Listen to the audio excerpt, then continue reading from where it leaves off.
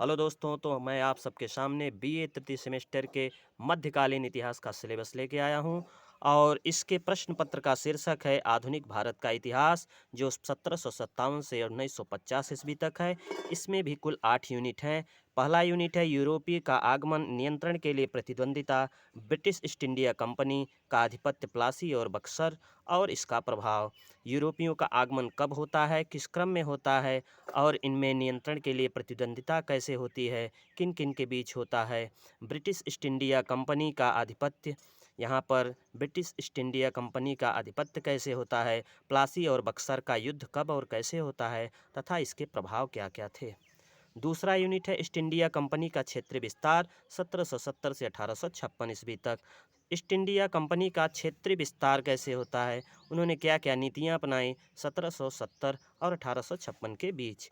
तीसरा यूनिट है रणजीत सिंह के नेतृत्व में पंजाब का उदय, विजय और प्रशासन, 18वीं सदी में हैदराबाद और मैसूर का उदय। महाराजा रणजीत सिंह के नेतृत्व में पंजाब का उदय कैसे हुआ और महाराजा रणजीत सिंह की नीतियाँ क्या थी। महाराजा रणजीत सिंह के समय में हम देखेंगे कि कोहिनूर हीरा भी इनके पास आता है।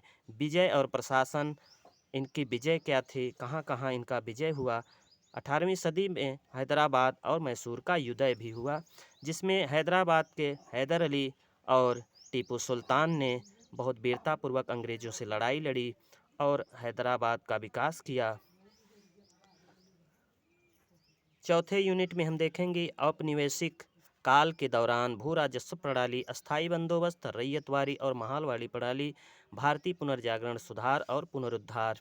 इसमें हम देखेंगे कि औपनिवेशिक काल के दौरान भू राजस्व प्रणाली, भूमि में कैसे सुधार किए गए, इनमें कौन कौन से नियम लाए गए, जिसमें अस्थायी बंदोबस्त प्रणाली, रैयतवाड़ी और महालवाड़ी प्रमुख हैं।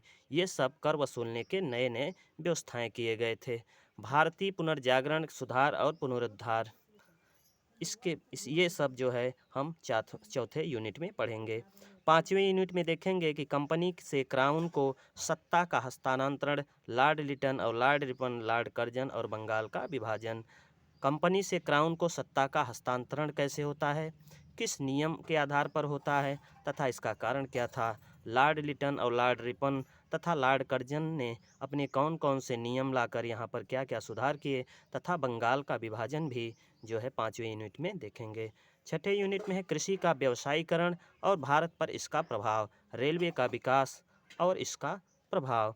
कृषि का व्यवसायीकरण किस प्रकार उन्होंने किया अंग्रेजों ने और भारत पर इसका प्रभाव क्या पड़ा। रेलवे का विकास उन्होंने क्यों किया और रेलवे का विकास करने के पीछे क्या कारण था, उसका प्रभाव भारत पर क्या पड़ा, ये सब जो है हम छठे यूनिट में देखेंगे।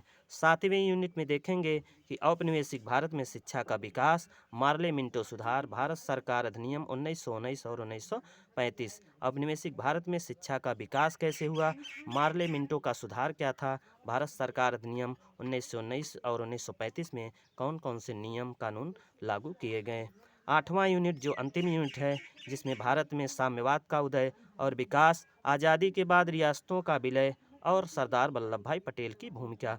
इसमें हम देखेंगे कि साम्यवाद का उदय कब हुआ, क्यों हुआ, इसका कारण क्या था, आज़ादी के बाद रियासतों का विलय कैसे किया गया और सरदार वल्लभ भाई पटेल की सर्व प्रमुख भूमिका क्या थी, ये सब हम 8वें यूनिट में देखेंगे। तथा आप सब इसे अवश्य नोट कर लें ताकि पढ़ने में हमें आसानी हो।